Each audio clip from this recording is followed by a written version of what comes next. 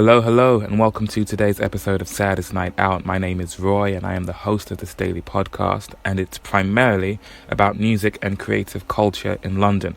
First things first, I'd like to say a massive thank you to everyone who came to the Night of the Collectives at the Stag's Head Sunday, 16th of June, so the night before last. It was a really good time. Everything happened, and I would consider it a roaring success. So thank you. In particular, thank you to Juliet and Kenneth who came out. It was really great to see you both. Thank you for the support. I am next performing live in a show, not at an open mic, at Road Trip and the Workshop, Tuesday 25th of June, a week from now. Woo! It's really snuck up on me. So if you would like to see me perform at something that isn't an open mic, Road Trip and the Workshop, Tuesday 25th of June, free entry, 7:30. So today's episode was recorded on Sunday at Kafri, so apologies to our interviewee today. His name is Steve. Steve is something of a regular at Kafri Studios. I think it's 2 Sundays in a row now that he has showed up to rehearse at 10 a.m. And I always say, anyone who books a rehearsal for 10 a.m. on a weekend and shows up on time already has a certain level of respect from me. So that's exactly what Steve has. He has a bit of a storied history when it comes to playing music, and that is what today's episode is about, because there's all sorts of stories with regards to playing music live in London. And today's episode is about getting another perspective on what it is to play live in this city. So this is me talking to Steve in the foyer area of Kafri Studios. I think I say at some point in this conversation that I'm actually on the clock. So apologies if you hear some interruptions during our conversation, but hopefully you don't lose the thread that we are on. And also apologies for my slightly bumbling introduction to the conversation as well. Like I said, it's 10 a.m. Well, this was about 1 in the afternoon, but I take a while to really switch on mentally. So hopefully the rest of this conversation is coherent. But the intro from me, give me a slight pass there. But this is me talking to Steve about his history with music. I'll catch up with you a bit more afterwards, but enjoy this chat. I'm just in the foyer of Kafri Studios, and I'm here with our earliest rehearsal head honcho this morning. Would that be me? That would be you. What's your name? My name is Steve. Steve, how long have you been playing live music? Playing live music for about 25 years. What made you want to start? I've always listened to music. Music's been in my life since I was a boy. My dad was in the hi-fi trade. I grew up in demo rooms in hi-fi shops, listening to Pink Floyd and Elton John and stuff like that, and just loved the whole sound thing, essentially. All right. And I got some pretty good hi-fis early on as a kid. But I'd always, the big bands, the big proggy type bands and heavy rock bands, I just marvelled at their dexterity, really, and I'd always harboured a desire, really, to do more than just watch. I love the show effect of it as well, and I just wanted to get involved. So I had some lessons and learned how to play guitar. So you had the hi-fi, the equipment to truly appreciate the more explorative type of music. Yeah. Were you never intrigued about working in engineering or anything like that? Was it always performing that you were? I had no idea about engineering, really, at all. You just wanted to get on stage with that guitar? Yeah, but since getting on stage with that guitar and maybe writing a few songs and stuff, and understanding how music is made and produced, and the amount of work and effort and technology that goes into it, I'm absolutely fascinated with how it ends up on vinyl or on a CD. It's an amazing process. It truly is. So how old were you when you first picked up a guitar? I was probably 25, 26, as late as that. And how long did it take you to start playing with other people and performing? That was probably 5 years after that, really, about 30. So was that in between time just playing by yourself, getting better at it, playing along? Jamming with friends in my bedroom or in the living room, and just getting those basic open chords down under my fingers, and then your E to your G to your D, those types of things. That's it, and then power chords, and moving from acoustic to electric, and working out how that sounds, and how to navigate the equipment that you need to kind of get that sound out, really. And what about writing? When did that come into the picture? Well, that was, I've always fancied myself as a bit of a poet and a bit of a writer. I've always had a lot going on in my thinking, and I've always had a kind of strong sense of the injustices that go along in the world, and those sorts of things. And I think it was probably 2005, something like that, I started to write my own songs, and I found that I had a kind of reservoir of unspoken did it anguish. all kind of come pouring out then once you... It did. It all came pouring out, and that's when I got a group of people around me to kind of try and make songs out of what I was coming out.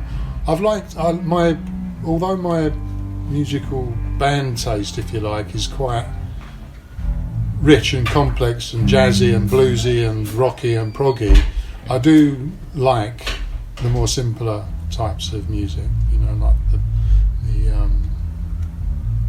punk rock, that kind of thing, the so-called krautrock style of playing, and just the colour and melodies that are within simple structures. And I put my words together over really quite basic chord structures. But I got lucky with the people that I asked to join the band, and they turned out to be some very good. Sorry guys, can I have the Wi-Fi password? It's just also keep That's this all in. okay, We'll keep this all in. It's just here. So that's the Wi-Fi name and that's the password. No problem. It's all part of the atmosphere. It is. We're in a busy. I'm actually on the clock here, so studio. hopefully Sydney won't notice that. We'll keep it between us. So when it comes to playing live, like fast forwarding to now, are there any people from when you first started writing and sharing your songs that you're still playing with now? Well, my drummer Andrew, he's not the first drummer that was in the band. I've not been in many bands. Most of the stuff that I've done has been my stuff with the guys. But although we all had writing, kind of liberty really, and people created better songs than I did in the band as well, and we played them all. So he's been with me for probably 10 years now. Wow. And he wasn't the first guy. When we started, we was all, I wasn't that much younger. I'm in my 50s now, but I was in my early 40s then. And the guys in the band were in their 30s. And one by one, everybody got married and had kids. Yeah. And myself, I was the last of that group to get married again, and that kind of put paid to that version of it. But I kind of kept my hand in and tried to keep the kind of music going, even when there's only been a couple of us. I tried to play covers, and we did a few rehearsals and stuff, and then with Andy we're kind of back to simplifying it again, but coming up with unusual lyrics. These are not I don't want to play ballads or anything like that. It has to be something unusual and noisy. Yeah. Okay, that's the manuscript. That's what you're building upon.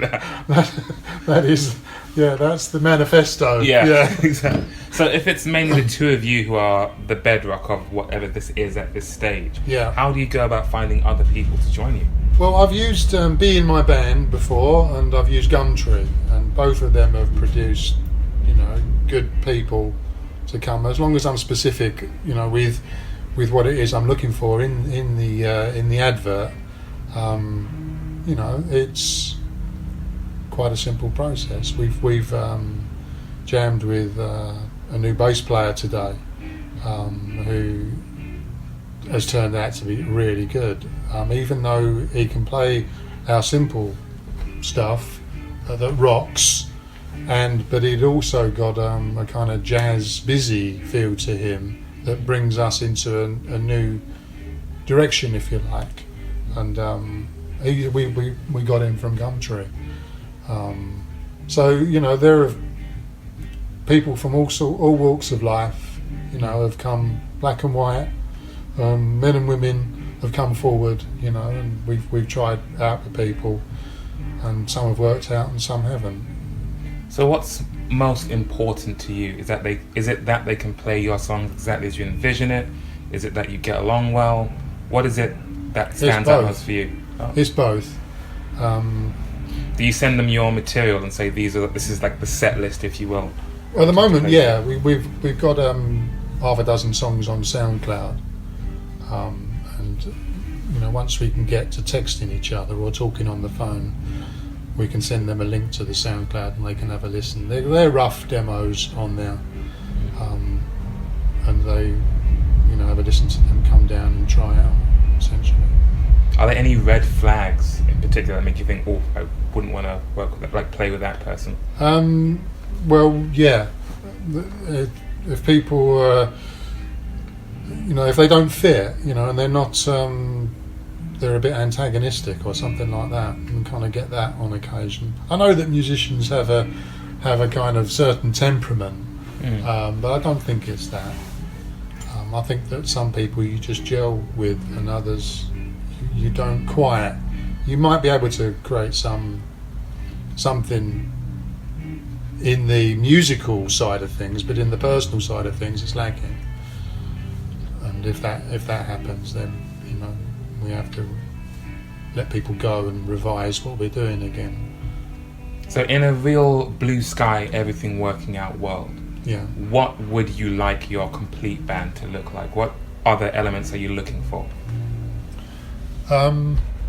Well, there are three of us at the moment, and I think we're probably going to need another guitarist in the band. Our lyrics are so odd that there's only one person that can sing them, and that's me. And I can't even sing. There's a couple of songs that are really quite difficult to sing anyway.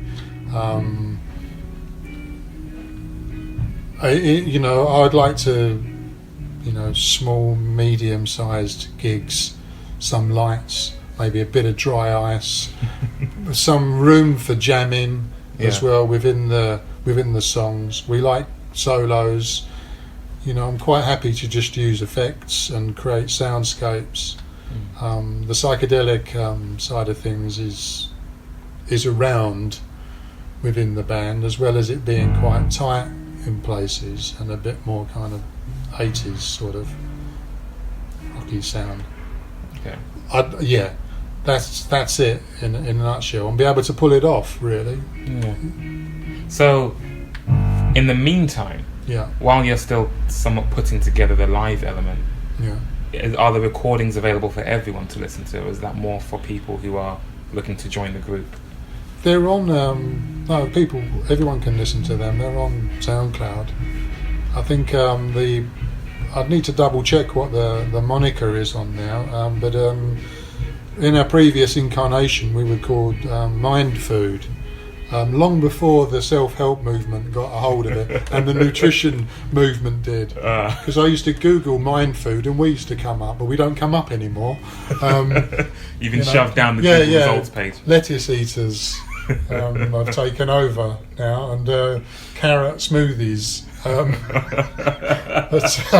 which is because we fancied ourselves as being a bit political and a bit a bit right on. You know, we thought we were reaching people. It's quite presumptuous, really, to a small pub in Camden Town where people are busy having a good time rather than wanting a political message.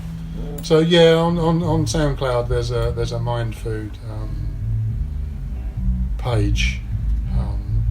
Maybe I could send it to you if that would be useful. Absolutely. We can stick it as a link somewhere. Yeah, I'll share it on this episode. Thank you. So, as well as Gumtree, you can use this episode as a way to try and put the word out there. That's Steve really is kind of recruiting. you. Thank you. Yeah, That's the least I can do. It's a pleasure seeing you guys. I always say, anyone who actually not only books but actually shows up for a 10 a.m. rehearsal on a Sunday already has my respect right there. And you show up and you're on time as well. That's a rarity. I didn't give up my day job, and my employer wants me there at 9 a.m. So I've not been able to retire yet, so I'm used to being there on time. Life is busy, man. Music is, I play in the evenings after work, I play at home. I still have lessons. I have a guitar teacher coming once a week. I still collect other bits of gear, synthesizers and stuff. I still write. The playing, it will never go. I'll do other things. There's such a lot to do in life. Music is a backbone of it, but it's not everything for me. But it's certainly one of the most fun things I do in my life. Yeah. That's a good way to look at it. Steve, thank you very much for your time. I look forward to our next Sunday 10 a.m. get together. See you then, Roy. Nice to meet you, man. You too. And that was that. Thank you once again to Steve for your time. It was Steve and his drummer Andy who were in the foyer. As they tend to do, they'll have a rehearsal. I think, as Steve mentioned in this conversation, Steve and Andy have been performing together, or at least playing together the longest. So each rehearsal they might bring in a new person, or whoever they bring in with them will be the newest member of the band. And after the rehearsal, they tend to have a bit of a catch-up with each other. And it was while they were doing that I approached them with the idea of being on the podcast, which, as I said before, is always a bit of a strange proposition to present to, essentially, a stranger. Andy, politely declined. But he said maybe in the coming weeks he might do it. But Steve said, yeah, sure, why not? Let's give it a go. And I could tell, as I've said before, that there's that strange energy, that strange air at the start that we don't know where this is actually going to go and how it's going to turn out. But I hope you can hear as we talk that he starts to dial into his story and just really lets rip and takes us into his world and what it is that led to him playing music the way he does today. And I've said before that I already respect him for showing up for the 10 a.m. rehearsals. But I appreciate his perspective, his attitude, his approach. He is very upfront and straightforward about what he's about and what he's trying to achieve. And very realistic as well. And above all, enthusiastic. Because at any stage, regardless of whether you're just starting or you've been doing it for years, it's easy to lose that enthusiasm and just think, oh, this isn't exactly as I imagined it. I've had enough. I'm going to do something else instead. But not Steve. Steve has a really deep woven passion for this. Hence his persistence, hence his perseverance. And I hope his next rehearsal builds on the last one and he gets that one step closer to putting Mind Food together. I don't know if he quite made it clear whether Mind Food is the current name or not. And I've reached out to him to try and get a link to where we can find his SoundCloud, etc. He hasn't replied yet, so hopefully in the near future, if you check back on this podcast, you will see some links in the notes to where you can find his stuff online. So stay tuned for that. Otherwise, for me, yes, Sunday was a roaring success. I played bass, guitar, I sang, I drummed, I was an MC. It all went down. I was the first to perform, which I actually really appreciated because it was as if I could get my homework out of the way straight away and then just get to enjoying it. I remarked to Sean about how far we'd come. I remembered our first rehearsal together at Kafri Studios. It was my first time there. It was me, Sean, John and Fabio, all of whom are on that episode, which I think I recorded on that day. And while I continue talking, I'll try and find that episode. I am about to have a rehearsal tonight with someone I haven't played with before, which will be interesting. Juliet, who I mentioned as being one of the people that came to check out the show on Sunday, she's done a lot more work than I have in promoting the show for next Tuesday. I've turned my podcast into it's like my safe space. It's where I feel comfortable talking about almost anything, but very much promoting myself. Which is all well and good, but it's not the only place people are going to find out about me. In fact, I don't think there are that many people who are finding out about me through the podcast. So it's all well and good, however many listeners are finding out about the show. But there are other avenues out there that I should be using to promote myself. So Juliet is the one who put the event on Facebook. I don't know why I don't know why all social media platforms just fill me with a real sense of dread right now. But I've got to, for the sake of all I want to achieve, I've got to try and power through that feeling. And who knows, maybe similarly to putting up this podcast for the first time, once I actually break through that barrier, those anxieties will start to fade away a little bit, and I can focus more on just putting out there what needs to be put out there. I am trying and failing to find the episode where I am with Fabio and John and Sean. But our first rehearsal, I remember getting there a little late. Sean and John were already there. Sydney first pointed me to the wrong door. And then I said, no, I'm here for Sean. He said, oh, Sean, it's the other door. And then Fabio showed up. Both of us knew each other through the open mics, but neither of us knew that the other would be coming to the rehearsal. So when he walked in the door, we were both thinking, oh, hey, I know you. Hey, what are you doing here? That type of thing, which was, again, very fun. Okay, so I spoke to Sean on episode 121. So when I spoke to Sydney, episode 138. So it must be somewhere between those two.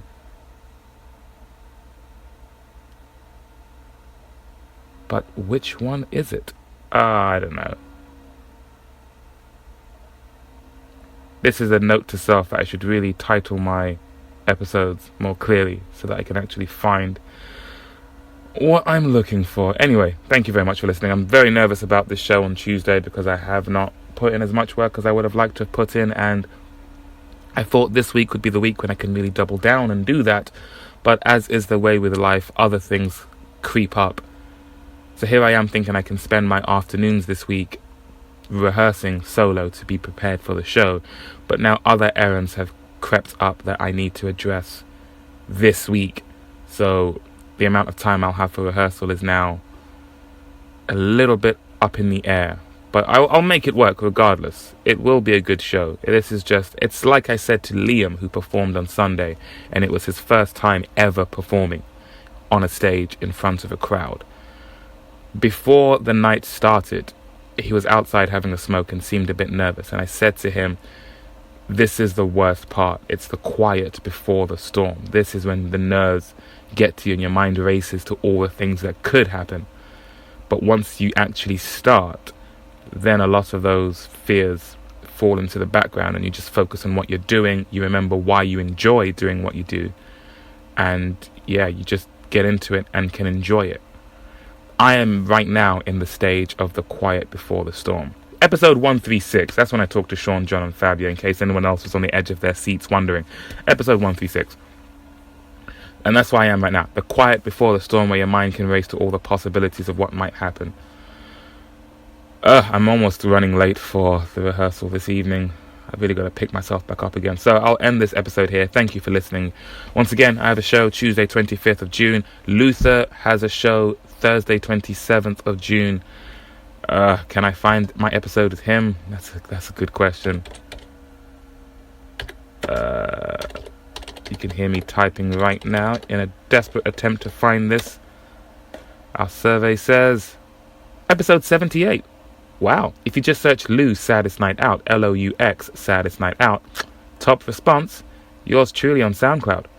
He has a show next Thursday 27th at Underbelly. I think it's called Hoxton Underbelly, Shoreditch Underbelly. I can't remember what it's called, but he has a show. He's an awesome artist. You should come out and support. I'm rambling now. My head's all over the place. So thank you for listening. I will catch you on the next episode. Last episode I said I will definitely be back tomorrow, and it's funny how that turned out, isn't it? So I'll just say I'll see you on the next episode, and take care.